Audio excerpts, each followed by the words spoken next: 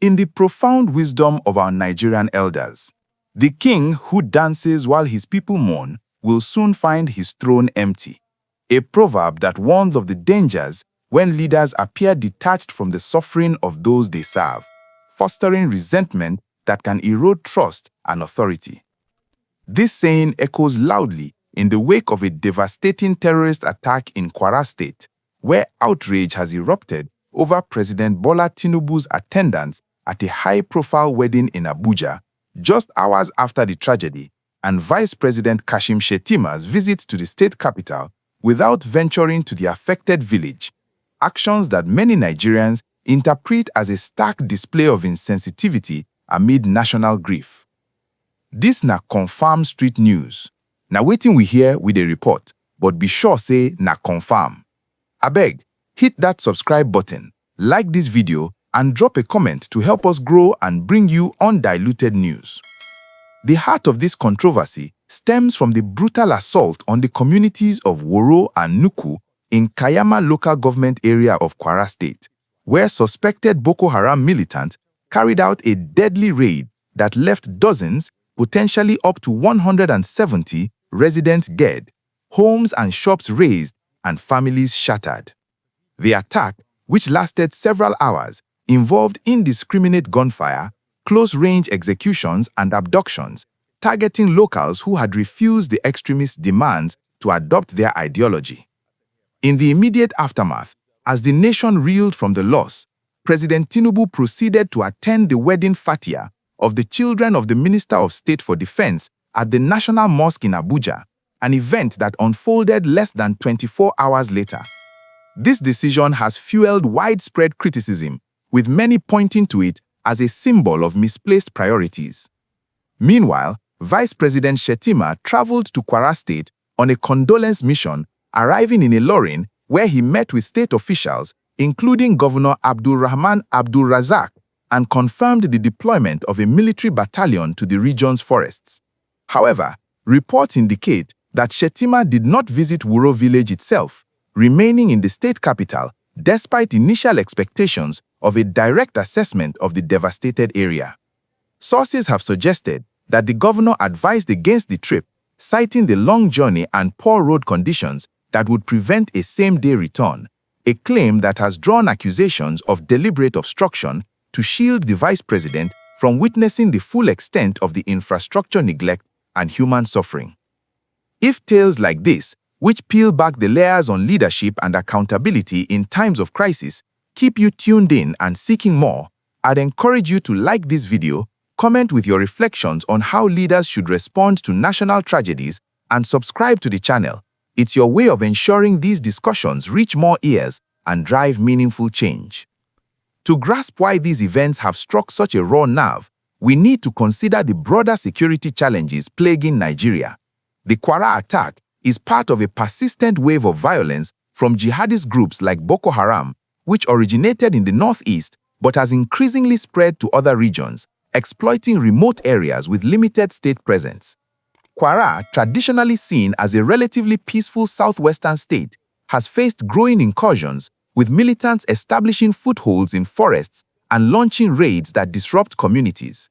This particular incident followed military operations against terrorist elements in the area, suggesting it may have been retaliatory, aimed at intimidating locals and diverting security focus. The victims, predominantly Muslim locals who resisted the intruders' attempts to impose a foreign doctrine, highlight how these groups target anyone opposing their agenda, regardless of faith. Against this backdrop, the timing of the president's wedding attendance, amid calls for national mourning and urgent action, has amplified perceptions of a disconnect between the elite and ordinary citizens.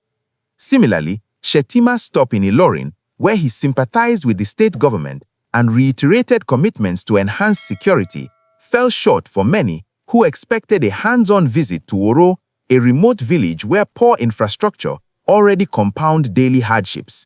The failure to reach the site has raised questions about logistical barriers and whether such oversight reflect deeper issues in governance, like inadequate investment in rural connectivity that leaves communities isolated even in emergencies. Key players have navigated this delicately, with actions that have both defended and drawn scrutiny.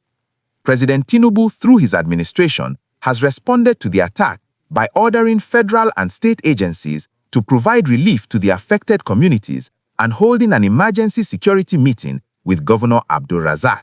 Yet, his choice to participate in the celebratory event has been juxtaposed against the absence of a direct presidential address or visit, leading to interpretations of emotional detachment.